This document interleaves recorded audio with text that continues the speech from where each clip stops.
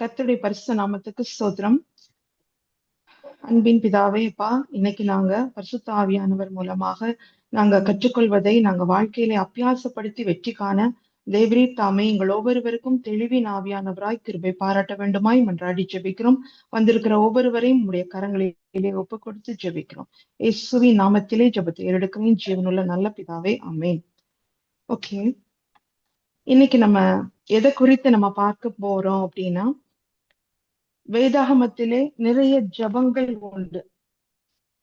வேதாகமத்தில் அதாவது பைபிள்ல நிறைய ஜபங்கள் உண்டு. அதுல ஒரு வகையான ஜபத்தை குறித்து பார்க்க போகிறோம்.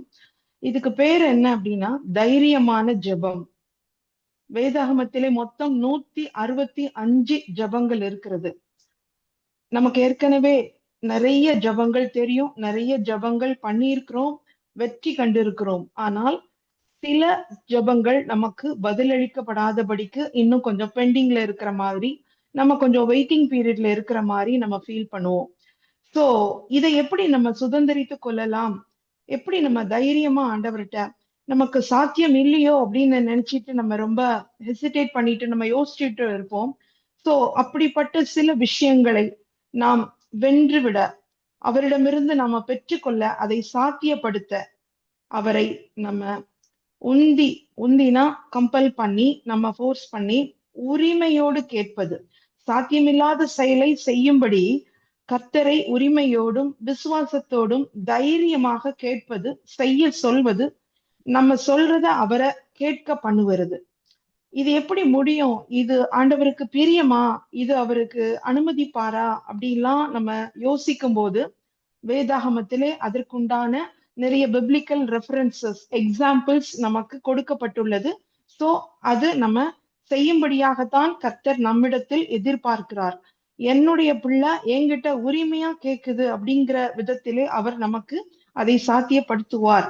நம்முடைய வாழ்க்கையில இருந்தாலும் சரி, இல்ல ஊழியத்தின் பயணத்தில் இருந்தாலும் சரி, நமக்கு சாத்தியம் இல்லையோ என்று தோன்றுகிற எந்த காரியத்தையும் இந்த தைரியமான ஜெபம் நமக்கு சாத்தியப்படுத்தி காமிக்கும். கர்த்தர் நமக்காக நம் சார்பிலே அதை செயல்படுத்தி காட்டுவார் அப்படின்னு நம்ம பார்க்கிறோம். ஓகே, தைரியமான ஜெபம் இங்கிலீஷ்ல நம்ம பார்க்கும்போது அதுக்கு பேரு போல்ட் பிரேயர்ஸ். போல்ட் அப்படின்னு சொல்லும்போது இந்த போல்ட் பிரேயர்ஸுக்கு உண்டான நன்மைகள் என்ன? இந்த போல்ட் பிரேயர்ஸ், இந்த தைரியமான ஜெபம் நம்ம பண்ணும்போது நமக்கு கிடைக்கிற நன்மைகள் என்ன அப்படின்னு பார்க்கும்போது அது தேவனுடைய கவனத்தை அது ஈர்க்கிறது. அப்படி it is just attracting God's attention அப்படின்னு நம்ம பார்க்கிறோம். இப்போ ஏதாவது ஒரு டாக்குமெண்டேஷன்ல என்ன மாதிரி நம்ம போல்டு லெட்டர்ஸ்ல நம்ம எழுதியிருந்தோம் அப்படின்னா நம்ம அதை என்ன குறிக்குது அப்படின்னா, இத கவனிக்கீங்க, இது ரொம்ப முக்கியமானது, இத நீங்க தவிர்த்துறாதீங்க அப்படிங்கறதான் அந்த போல்டு லெட்டர்ஸ்ல நம்ம போட்டு அதை நம்ம குறிப்பிடுகிறோம்.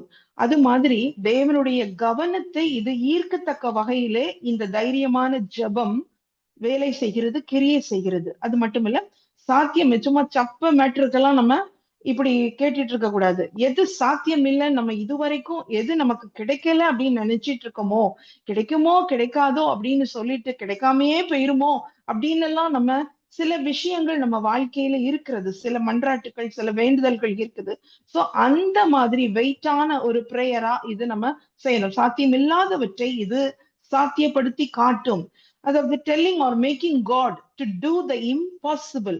சோஃபார் எதெல்லாம் இம்பாசிபிளா இருந்துச்சோ அதெல்லாம் நம்ம பாசிபிளா ஆக்கி காட்டும்படியாக ஆண்டவரிடத்திலே நம்ம கேட்பது அப்படின்னு நம்ம பார்க்கிறோம். சூழ்நிலைகளை மாற்றக்கூடியதாக இது இருக்கும். நமக்கு எதிரான சூழ்நிலைகளை மாற்றி போட்டு நமக்கு சாதகமான சூழ்நிலைகளை இது உருவாக்கும். திறக்காத கதவுகளாக இவ்வளவு நாளாக இருந்த கதவுகள் இது திறக்க பண்ணும். இந்த தைரியமான ஜெபம் தேவ தூதர்களை செயல்பாட்டுக்கு அது தூண்டும், நிர்பந்திக்கும். கனவுகள் நம்ம ரொம்ப நாள கனவு கண்டுட்டு இருக்கோம், ஆனா அந்த கனவு நினைவாகல நம்ம நினைக்கிறோமா, அந்த கனவுகளை இது மெய்ப்படுத்தும், நிகழப்படுத்தும் அப்படின்னு நம்ம பார்க்கிறோம்.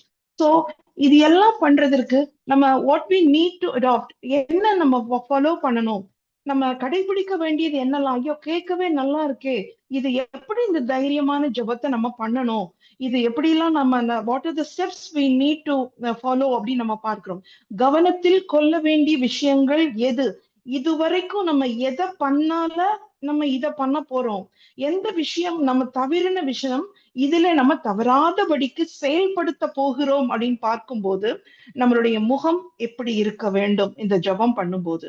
அடுத்தது நம்மளுடைய மைண்ட் செட், ஹீப்ரூ மைண்ட் செட்னு சொல்லுவாங்க.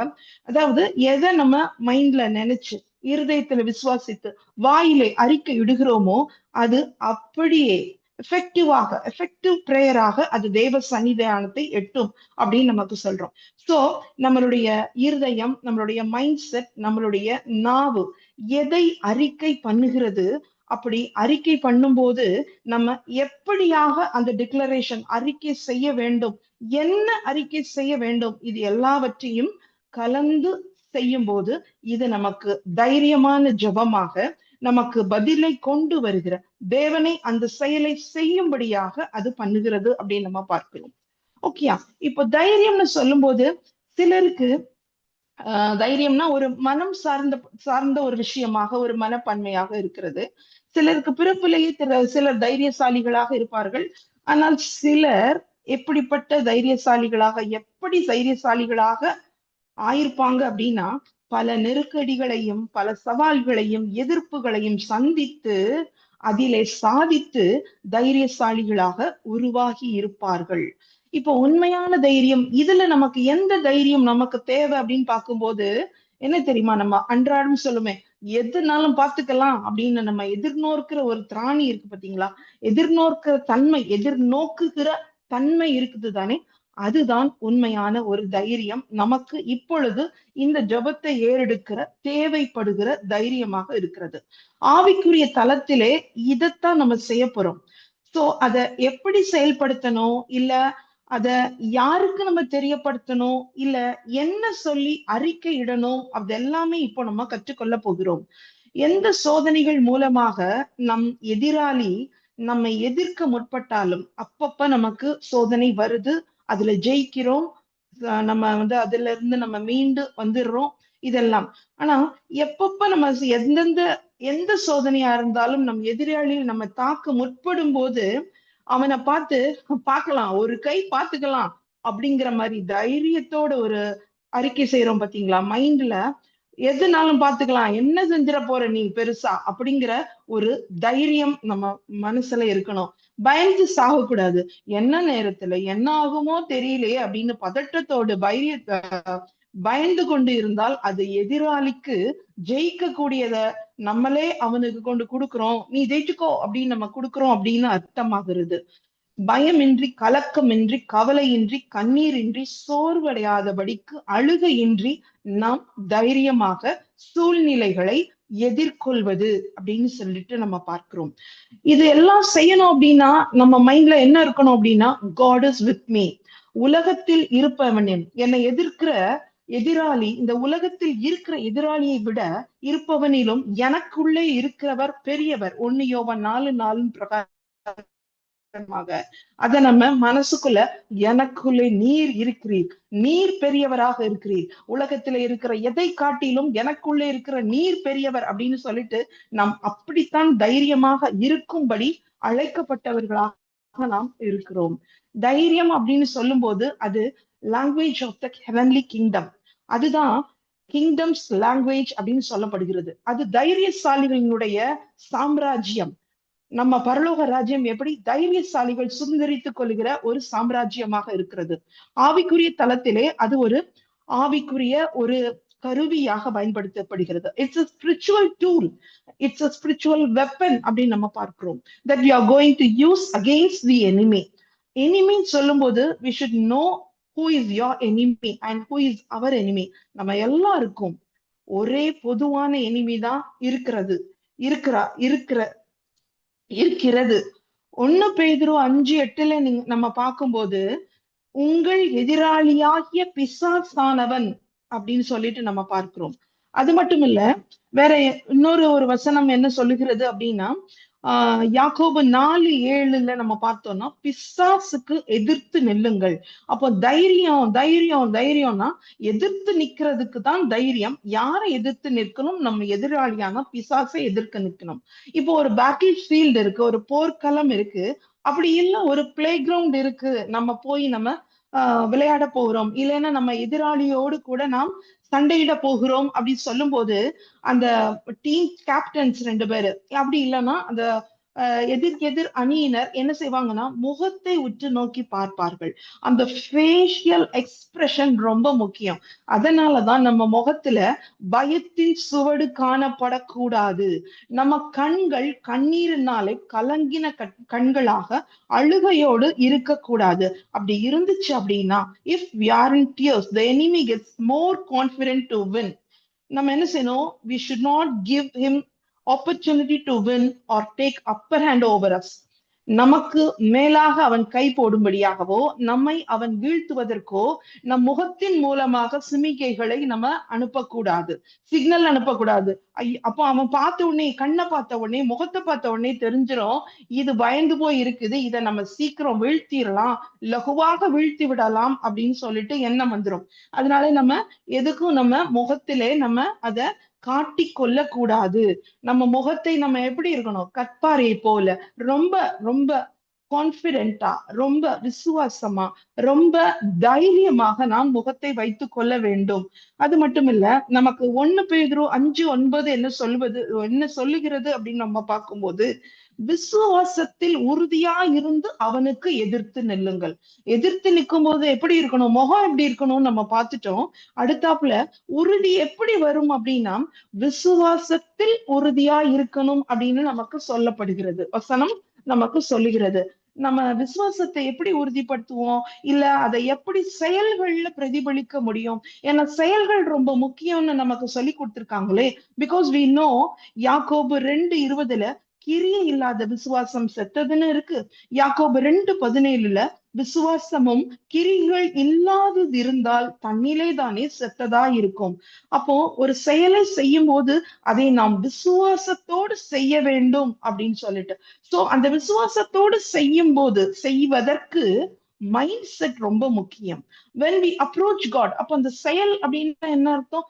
ஜெபம் செய்வதுதான் அந்த செயல். அப்போ ஜெபம்னு சொல்லும் போதே we are approaching the throne of God, we are approaching God for asking something. அப்போ அந்த கிரியை, அந்த செயல் செய்யும் போது நம்மளுடைய மைண்ட் செட் எப்படி இருக்கணும்? நம்ம எந்த மாதிரியான ஒரு மைண்ட் செட்ல தேவனை அணுக வேண்டும் அப்படின்னு நம்ம பார்க்கும்போது 2 விஷயத்த கவனத்துல வச்சேன்னா, ஆட்டோமேட்டிக்கா நம்மளுடைய மைண்ட் செட்ல விசுவாசம் உறுதியாகி விடும். அப்போ அது அந்த 2 கொஸ்டின் என்னது அப்படின்னு நம்ம பார்க்கும்போது, அவர் எனக்கு யாராக இருக்கிறார் அப்படிங்கிறது, 2வது நான் அவருக்கு யாராக இருக்கிறேன்.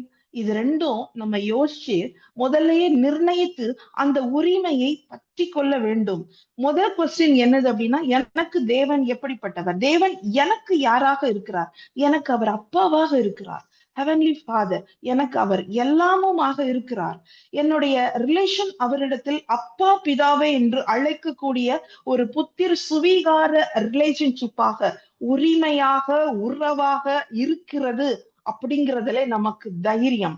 இப்போ ஒரு பெரிய ஒரு அதிகாரி இருக்கிறார் அப்படின்னா, அவருடைய மகன் அவர்கிட்ட எந்த பெர்மிஷனும் கேட்க வேண்டிய அவசியம் இல்லை.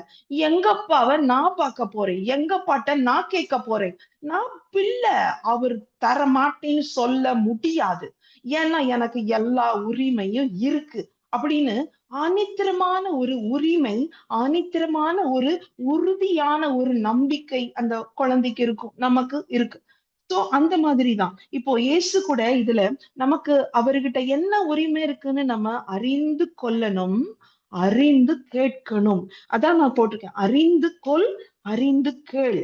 இப்போ நம்ம கேட்கறது யாருங்கிறது தெரிஞ்சு கேட்கணும். கேட்டா பிறகு நமக்கே நமக்கே அது ரொம்ப ஆஹ் தைரியம் தரக்கூடியதாக இருக்கிறது இந்த வசனம். இயேசு சொன்னது, அந்த சமாரியா ஸ்திரீட்ட சொன்னது, யோவான் 4:10, நீ தேவனுடைய ஈவையும் தாகத்துக்கு தா என்று உன்னிடத்தில் கேட்கிறவர் இன்னார் என்பதை அறிந்திருந்தாயானால் நீயே அவரிடத்தில் கேட்டிருப்பாய், அவர் உனக்கு தந்திருப்பார். அப்போ நம்ம யார்கிட்ட கேட்கிறோங்கிறத நம்ம அறிந்திருந்தோமே ஆனால், யார்கிட்ட கேட்கிறோம்? நம்ம அப்பாட்ட, நம்மள படைச்ச நம்ம அப்பாட்ட, அவர் சாயலிலே நாம் சிருஷ்டிக்கப்பட்டு இருப்பதினாலே நாம் சகல உரிமைகளையும், புத்திர சுவீகார உரிமை நமக்கு கொடுக்கப்பட்டிருக்கிறது. அந்த உரிமையோடு நாம் கேட்க வேண்டும்.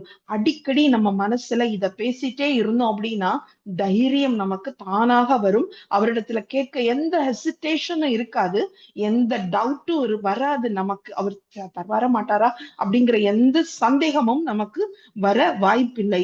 இரண்டாவது என்னதுன்னா, தேவனுக்கு நான் யாராக இருக்கிறேன், தேவன் என்னை எப்படி பார்க்கிறார், ஐயோ எனக்கு தானே அவரை தெரியும், நான் தானே அப்பா அப்பா பிதாவே அப்படின்லாம் சொல்லிட்டு இருக்கேன், ஆனா அவரு என்னை எப்படி உற்று நோக்குறாரு, எப்படி பார்க்காரு, ரொம்ப அற்பமா பார்க்காரோ, புழு அப்படின்லாம் சொல்லி எல்லாம் வசனம் இருக்கே, அப்படிதான் நம்ம நம்மள காமிச்சுக்கணுமோ?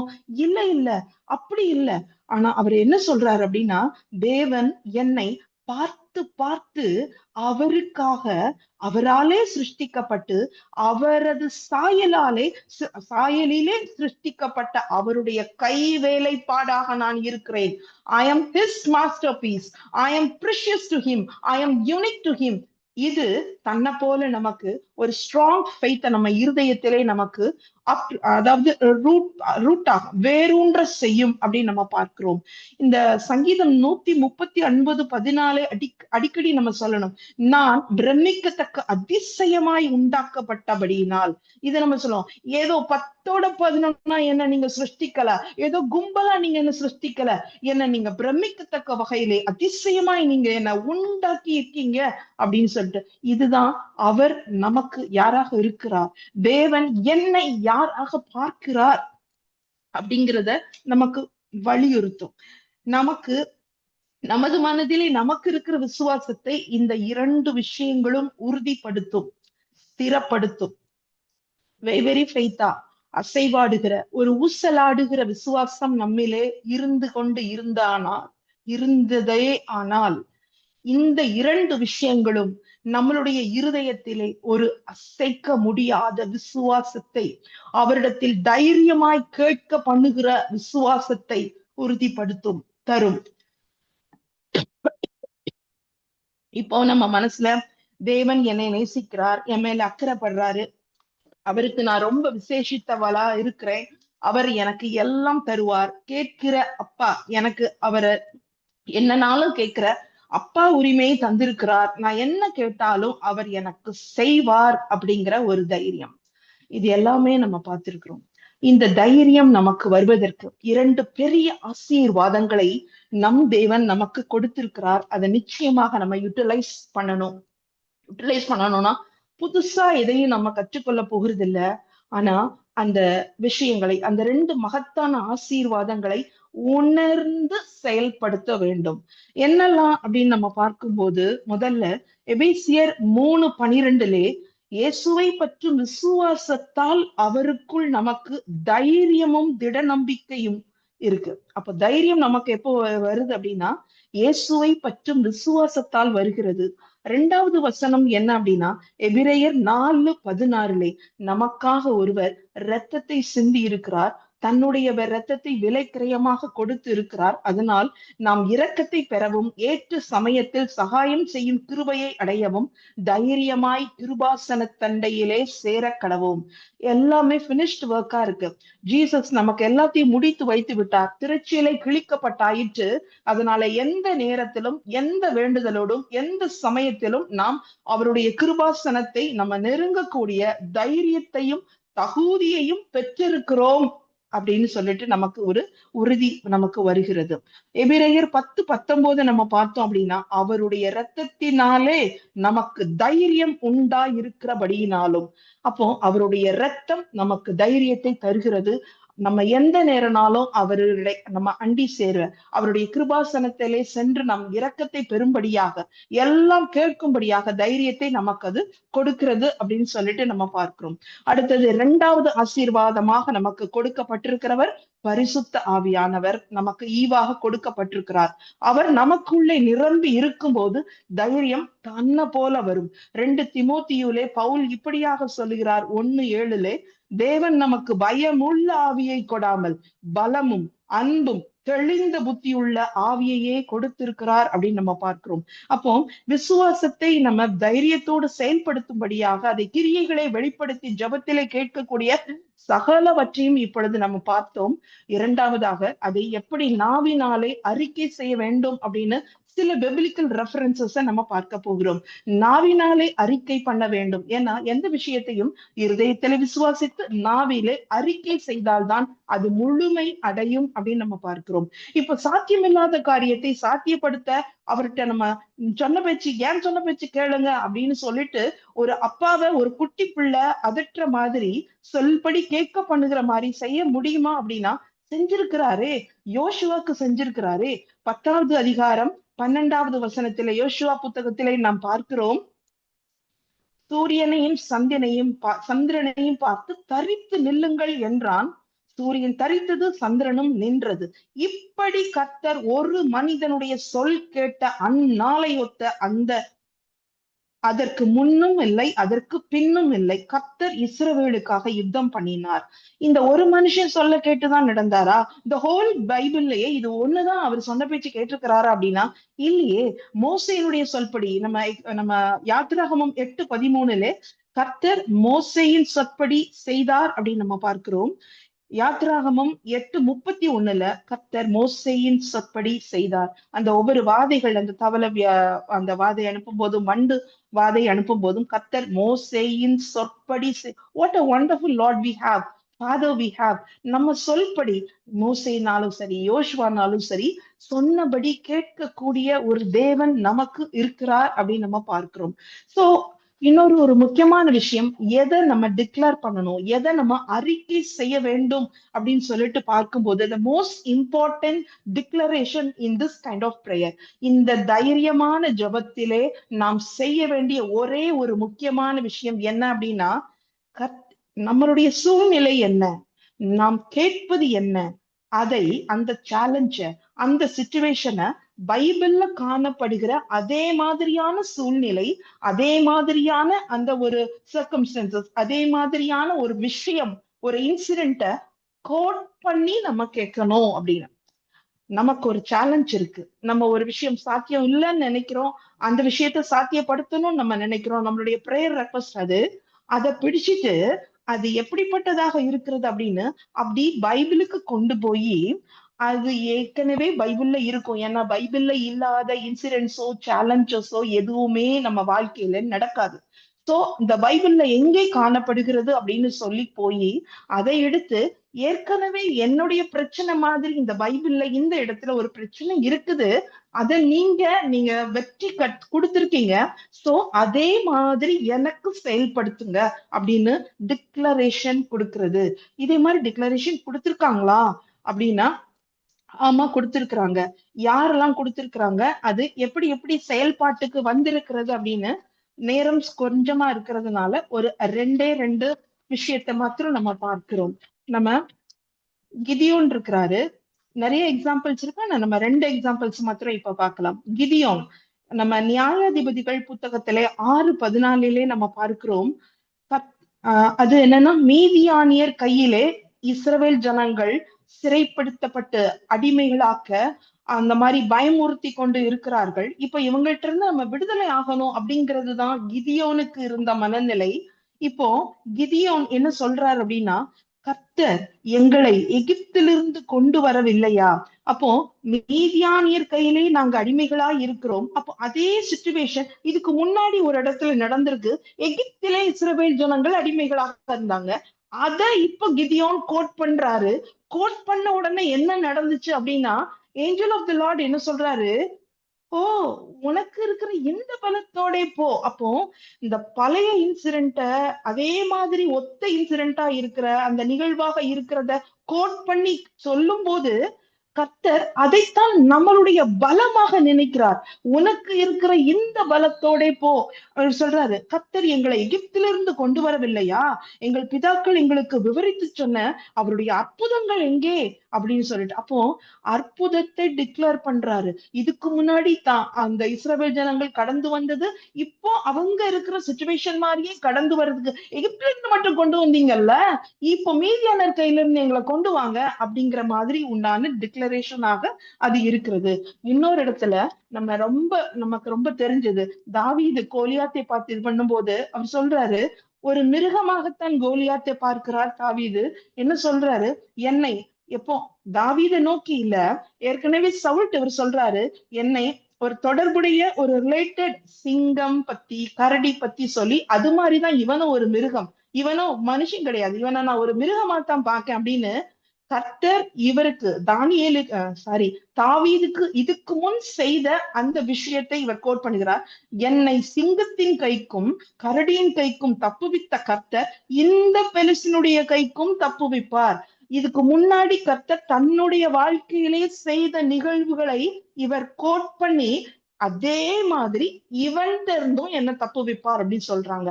சோ நம்ம ஒண்ணு பைபிள்ல இருக்கிற இன்சிடென்ட்ஸ், சர்க்கம்ஸ்டன்சஸ், சிச்சுவேஷன்ஸ கோட் பண்ணி நம்ம சொல்லணும். இன்னொன்னு நம்மளுடைய வாழ்க்கையில இதுக்கு முன்னாடி தேவன் என்ன நன்மைகள் செய்தார் அப்படிங்கிறதையும் நம்ம கோட் பண்ணி சொல்லணும். நம்ம பைபிள்ல தேடி பார்க்கணும். நமக்கு உண்டான சேலஞ்சஸ் சாத்தியம் இல்லைன்னு நம்ம நினைச்சிட்டு இருக்கிறது பைபிள்ல சாத்தியப்படுத்தி காட்டி இருப்பார். சோ நமக்கு முன்னாடி இதுக்கு முன்னாடி செய்த ஹீலிங்ஸ், இதுக்கு முன்னாடி அவர் நமக்கு தந்த வெற்றி, இதுக்கு முன்னாடி அவர் நமக்கு செய்த அற்புதங்கள், இது எல்லாத்தையும் நம்ம கோட் பண்ணி நம்ம ஜெபத்திலே தைரியமாக கேட்கும் போது நிச்சயமாக நாம் பெற்றுக்கொள்வோம் அப்படிங்கிற ஒரு உறுதி. ராகாப பத்தி நம்ம ரொம்ப கேவலமா நம்ம நினைப்போம். ஆனா ராகாப போய் நம்ம இயேசு கிறிஸ்துனுடைய லினியேஜ்ல சேர்க்கப்பட்டிருக்கே அப்படின்னா எப்படி சேர்க்கப்பட்டது, அவங்க இருந்த சூழ்நிலை என்ன? யோசுவா 2வது அதிகாரம் 9, 10, 11 நீங்க பார்க்கும்போது அவங்க வாயால என்ன டிக்ளேர் பண்றாங்க பாருங்க. ராகாப், நீங்கள் எகிப்திலிருந்து புறப்பட்ட போது கர்த்தர் உங்களுக்கு முன்பாக சிவந்த சமுத்திரத்தை தண்ணீர் வற்றி போக பண்ணினதையும் நீங்கள் யோர்தானுக்கு அப்புறம் சங்காரம் பண்ணின 2 கிங்ஸ் சொல்றாங்க, 2 ராஜாக்களை வீழ்த்தி விக்டரி கொடுத்தாருல, கர்த்தர் உங்களுக்கு விக்டரி கொடுத்தாருல, அது அவங்க சொல்றாங்க. அவங்க இருக்கிற நாடு எப்படிப்பட்ட நாடு, இருக்கிற தேசம் எப்படிப்பட்டது, சுத்தி இருக்கிற ஜனங்கள் எப்படிப்பட்டவர்கள், அதெல்லாம் மேட்டர் இல்ல. ஆனா ராகாப் வாயிலிருந்து கர்த்தர் இதை செய்தார்னு சொல்ற அந்த டிக்ளரேஷனை தேவன் கூர்ந்து கவனித்திருப்பார். அதனாலதான் அவங்க இயேசுவின் பட்டியலிலே சேர்க்கப்பட்டிருக்கிறார்கள் அப்படின்னு நம்ம பார்க்கிறோம்.